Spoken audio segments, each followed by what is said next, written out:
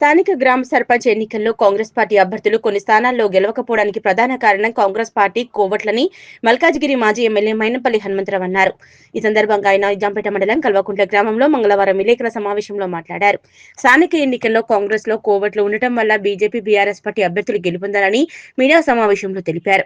BRS party 10 ఏళ్లలో కేసీఆర్ కుటుంబం దోచుకోవడం దాచుకోవడమే పనిగా పెట్టుకుని రాష్ట్రాన్ని అప్పుల కుప్పగా మార్చిందని, కాంగ్రెస్ ప్రభుత్వం అధికారంలోకి వచ్చి 2 ఏళ్లలోనే సంక్షేమ అభివృద్ధి పనులు చేపడుతుందని, కాంగ్రెస్ ప్రభుత్వం ఇచ్చిన మాటకు కట్టుబడి ఉండి ప్రజలకు ఇచ్చిన హామీలను, సంక్షేమ పథకాలను అతి త్వరలో ప్రారంభిస్తుందని తెలిపారు.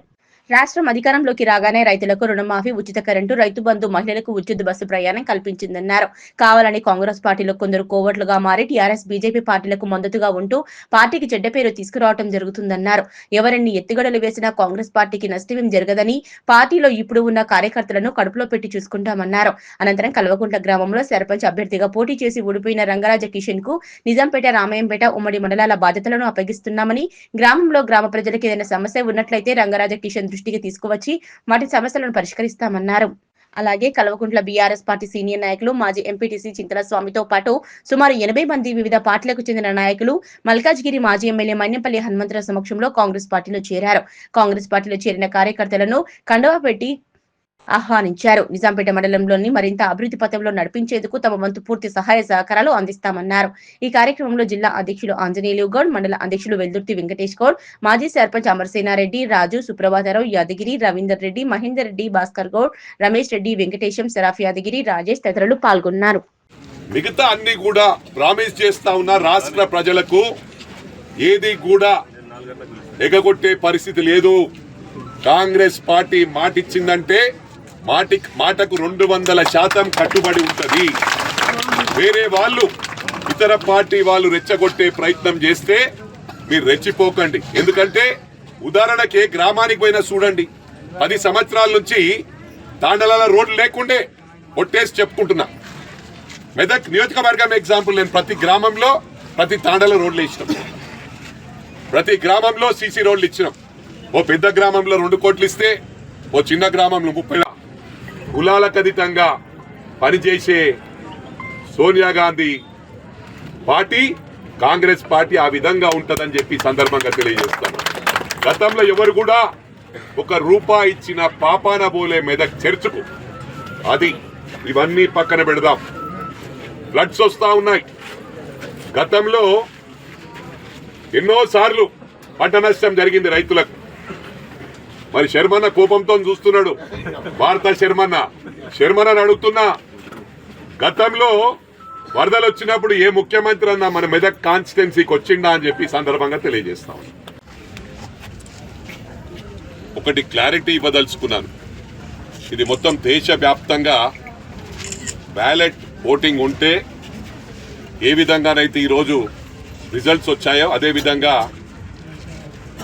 దేశం మొత్తం కూడా అంటే వాస్తవాలు బయటకు వస్తాయి. ఈరోజు సోషల్ మీడియాలో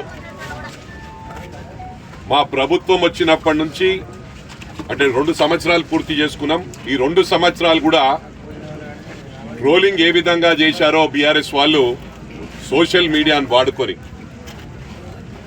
ఇక అయిపోయింది కాంగ్రెస్ పరిస్థితి అనే విధంగా ఈరోజు బ్యాలెట్ దోచుకున్న చరిత్ర. ఇలా ఫోన్ ట్యాపింగ్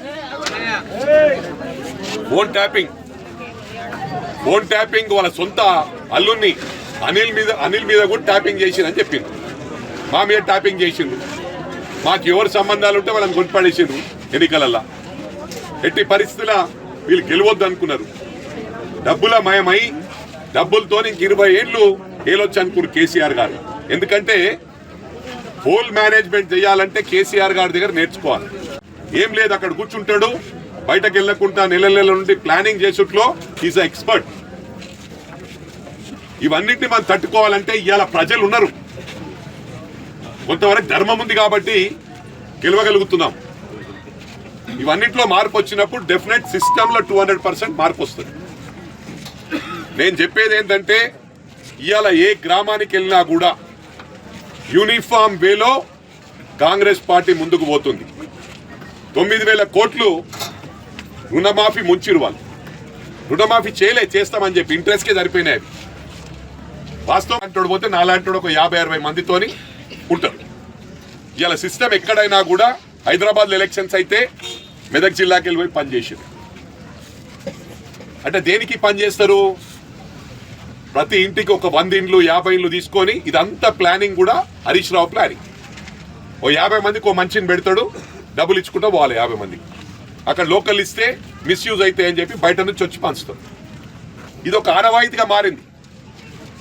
నేను చెప్పేది ఏంటంటే మీరు రూపాయి ఖర్చు పెడితే మేము 2 రూపాయలు ఖర్చు పెడతామంటే మరి ఆ విధంగా తయారు కావాల్సి వస్తుంది. లేదు రాజకీయాలు వదిలిపెట్టి, లేకపోతే దేశం మొత్తం పార్టీలకు అతీతంగా మస్తు పైసలు ఉన్నాయి, దండుకుర్రు. వాళ్ళు ఎంబడున్న మంత్రులు సైకిల్ మీద తిరుగుతుండే, ఇలా ఎన్నో ఉన్నారు. ఇవన్నీ మీకు తెలియదు. ఇవాళ నేను ఉదాహరణకు చెప్పినా కదా, మన జిల్లాలనే ఎన్ని రైస్ మిల్లల దోషిరీళ్ళు తెలియదు. ఇన్లే మీరు పేపర్లలో చూడలే. మన ప్రభుత్వం వచ్చినాక వాళ్ళ మీద పట్టుకున్నాడు పడుతుంటే కొంతమంది కేసు పోయినరు, బెయిల్ తీసుకుని వచ్చిరు, మళ్ళీ రూపాయలు పైసలు అయితే కడతలేదు. మరి పైసలు ఎవరు అది? మనందరి పైసలు. అది ఎవడు చెప్తలేడు. సోదరులు press reporters, media, electronic media reporters ఇక్కడికి రావడం జరిగింది. మీరు జిల్లాలు, ఉమ్మడి జిల్లాను అటు సంగారెడ్డి కానివ్వండి, ఇటు మెదక్ జిల్లా కానివ్వండి, సిద్దిపేట జిల్లా కానివ్వండి, తిరగండి. మీరు ప్రతి గ్రామంలో ఇల్లు ఇచ్చిండ్రా లేదా తెలుసుకోండి. ఇప్పుడు విలేజ్ ఒక 500 ఉంది, అక్కడ ఓటర్స్ 500 ఉన్నారంటే అక్కడ 50 ఇండ్లు, పెద్ద గ్రామాల్లో 100 ఇండ్లు, చిన్న గ్రామాల్లో 30 ఇండ్లు, తాండాలలో 10 ఇండ్లు ఇచ్చినమా లేదా మీరు క్లారిటీ తీసుకోండి. అంటే ఇదే ఉదాహరణ. అంటే we are going in systematic way. క్రమశిక్షణకు మారు పేరు కాంగ్రెస్. ఇవాళ వాళ్ళు 10 సంవత్సరాల్లో సొంత విమానాలలో పోయి లక్షల కోట్లు